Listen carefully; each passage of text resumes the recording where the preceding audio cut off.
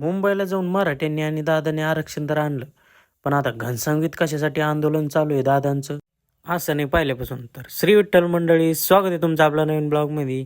आलो मी सकाळी गावातच आणि इथे शरद भाऊ भेटले, त्याला श्री विठ्ठल केलं.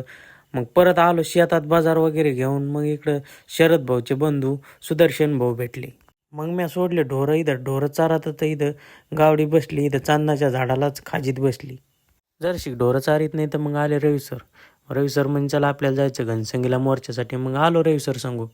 अतिवृष्टीमुळे झालेलं नुकसान शासनाच्या लक्षात आणून देण्यासाठी घनसंगी येथे सुरू असलेला हा अनोख्या प्रकारचा मोर्चा आहे.